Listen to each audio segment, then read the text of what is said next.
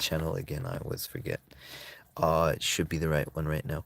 Maybe if I were to, I'll just start talking about what I love about Tantra in a second, but what I'm gonna do is check if I'm on the right channel, because that literally happens to me a lot that I'm on the wrong channel. So, as I said before, I was a Tantra masseur for 3 years and I massaged over 1,000 women. And I really, really, really enjoy Tantra as an energy exchange, as something where energy opens up. And I think that most people in life have, sorry, here I am. Most people in life have absolutely no clue what is possible in intimacy, in partnerships, in these type of sessions and all of this. They have absolutely no idea. And it's basically, if I were to explain it very simply, you're using all of the energy, including the sexual energy. You're using all of the energy to open all of the chakras in connection with the other person. So you are literally, um, it's a healing modality. It's a body work healing modality, but it can happen in the context of of intimacy as well. It doesn't just have to be professional. I mean, the Americans are gonna be like, "What the fuck is he talking about?" You know. But for Europeans, it's a little bit different, and that's just like, for example, in the US, if you receive a massage, you need to have a towel over you. In Europe, you don't. In most countries in Europe, you don't. I think in all of them. And so the Americans see these things a lot different than the Europeans.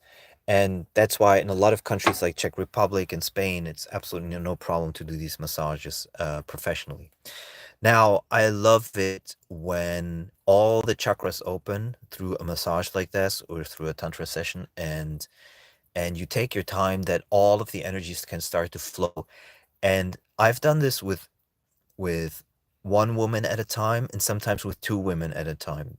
Sometimes these two women were friends, once they were even sisters, and the energy opens up and it becomes like the further you go into a tantric session, with me at least, I don't know how it's with others. I've never had from someone else receive one.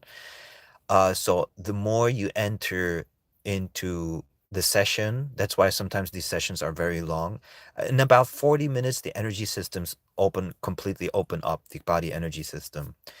And then the energy kind of really starts, sometimes even sooner, but usually it's like 40, 45 minutes. And then it starts to expand and expand and expand and expand.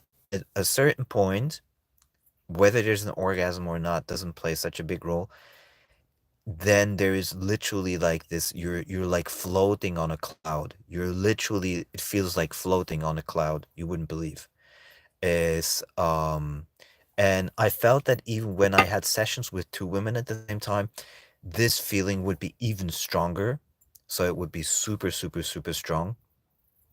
And we would just be at the end of the session, we'll just be giggling and laughing and just floating, like almost like a good high. Not the kind of like, because if you had once marijuana, you know, kind of like there is a high, but it's not that really good high.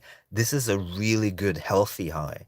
So smoking marijuana is not really a healthy high. It's a high, but it's also, it has like two components to it. Mariana kind of like slows down your thinking and does a lot of other things, but you also have this very negative kind of energy with it, in my view. And whereas Tantra kind of, if it's done very well, you get that same high, kind of, but only healthy components to it. And that's why Tantra, the way I do it, is so different from any other intimacy or whatever. Now, it's important to not get addicted to Tantra, because some people get addicted to Tantra. And I met some people in Portugal.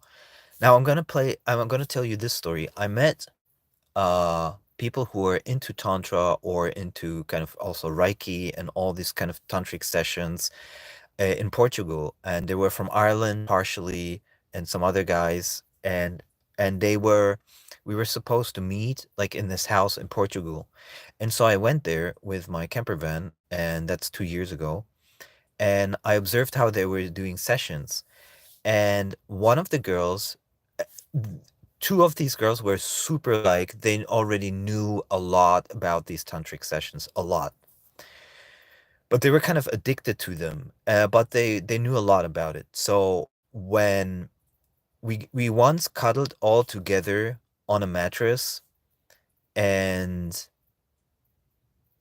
that was actually super interesting. So we cuddled once together on a mattress, and it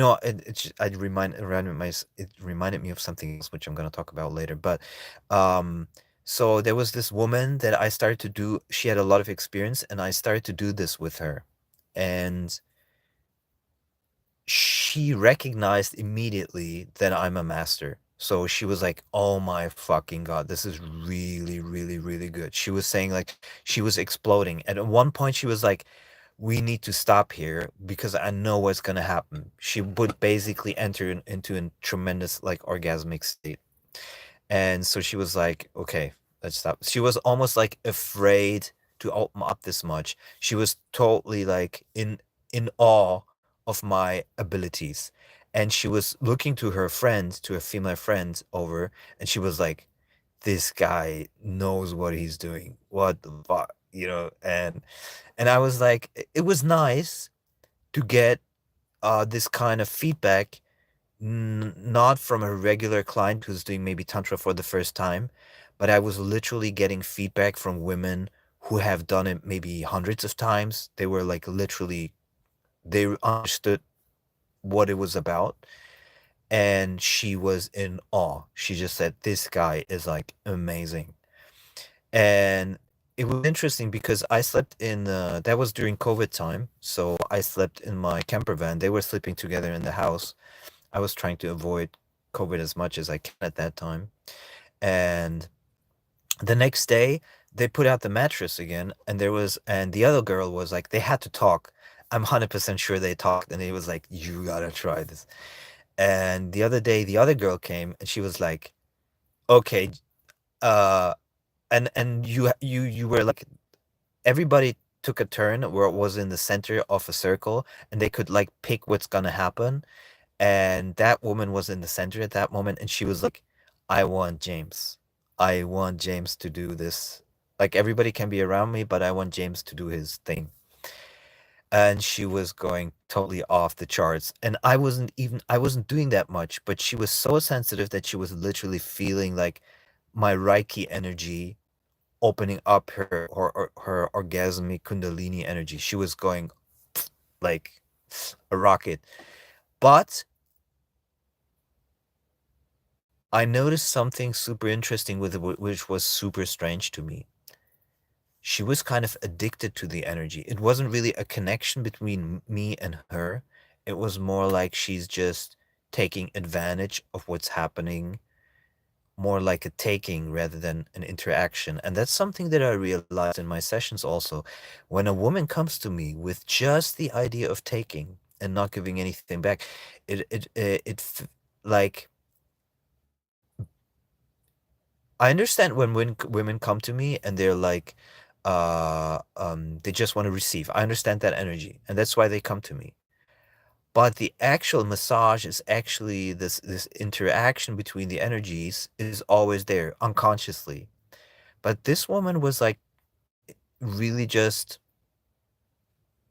it was almost like theatrical in a way because she was kind of addicted to it. Like, I don't know how to say it. It's very hard to put it into words.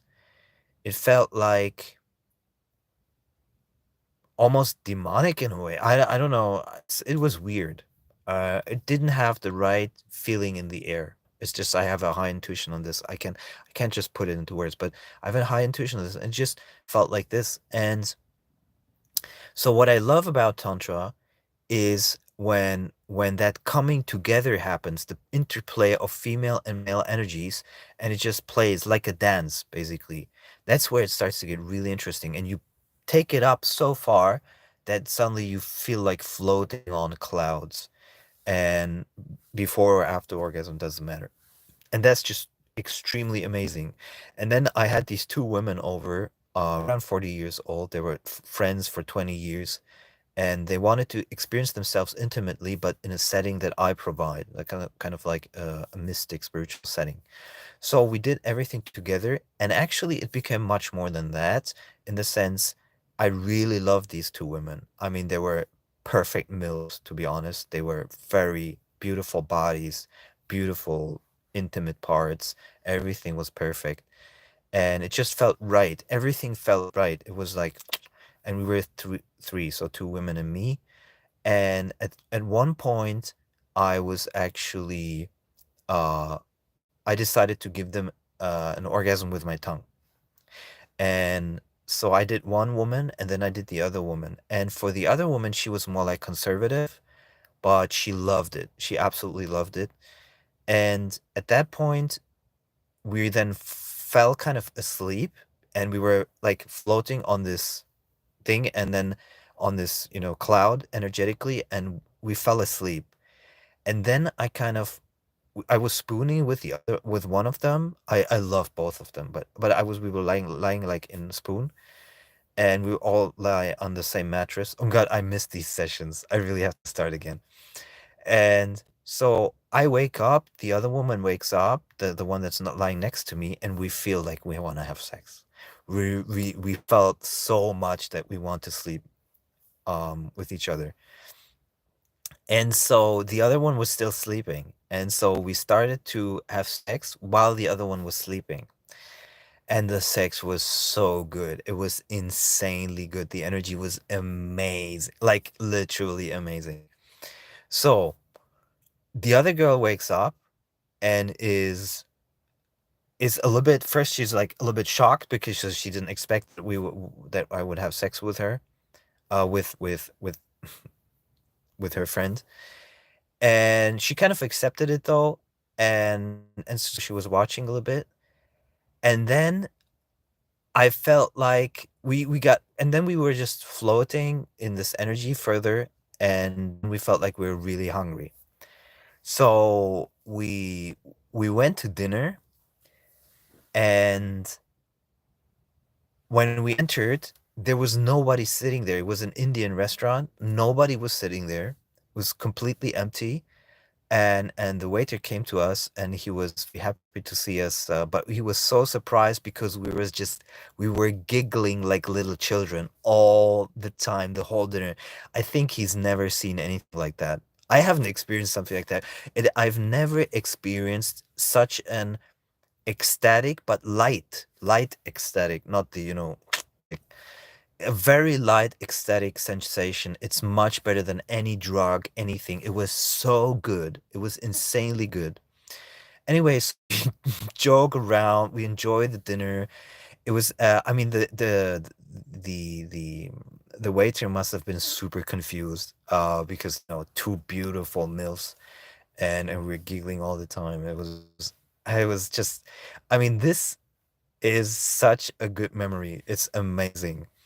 And so the problem was though that one of the two, the woman that I didn't have sex with, she started to get a little bit of a stomach ache, which I was very, very, very unhappy about because I didn't say it, of course, but I was very unhappy about because I knew what was gonna come. Because my desire was, I had such an intense desire. Had such an intense desire to bring them both back to my place again. And we tried to convince her, the one who had the stomach ache, to come with us, but she decided to go home, but she dropped off her friend with me. So the one that I slept with, she dropped off at my place, and we stayed the night together, and it was amazing. It was absolutely amazing. But I was still the sex was amazing, but I was still I still wanted the other one to experience it with us as well. And actually, the friend also wanted to. What I'm guessing is that her controlling conservative nature kicked in, and that's why she had started to become had stomach problems. So it didn't really, maybe it was the food, maybe it wasn't just the food. And but I would have loved to sleep with her as well, and that would have been absolutely fantastic. And I think we would have had a great, great, great night. But you can't fight the universe. It's just what happens. And then the woman that I slept with wrote me like 1 or 2 weeks later, and she tried to invite me to her place, and she was like, "Come to my place and stuff." I didn't want to because the sex, while it was really good, I felt like, I mean, I was a tantra master, so I had women bodies that I could touch every day, and the women were interested in me a lot of times. So it didn't make sense for me to drive to see someone just because of intimacy, one person, and then she would fall in love. There would be maybe a thing where she wants a relationship, and that was for me not a thing that I wanted to do. I offered her she can come to me again, but she was like, "Well, I came to you, now you can come to me," or something like that. And but I didn't really want to do that unless the other woman also would have been interested. And this is something, both women were super interested to come again to my place, but the woman that had the stomach ache, she went to Nepal for trekking, and so she was away for like a month or so. And then it just floated apart. We didn't talk anymore, and that's how it never happened again. But I was super, super, super interested. And that's what I love. I love doing something that I enjoy as well, and the people that come to me enjoy, and we grow, and we it's I mean, those are experiences that you never forget. They were really, really good. So maybe I should get back into it and make a really nice website for that. Because I did seriously enjoy it. So it was really good. Um maybe maybe start again. Why not? It would be interesting. Um and truly would be interesting. And um and I love the sessions with two women at the same time. It's so good. It's so good. Like, whoa. What am I gonna say? So I wanted to share with you why I love Tantra, because that's the floating energy during, and it becomes lighter and lighter and lighter, and it gets better and better and better. And I love the interplay between masculine and feminine energy. I love giving joy to women to heal them. It's a lot of fun. It's great, and they love it. And sexuality, if done in the right context, in this way, is amazing. Anything else is mm.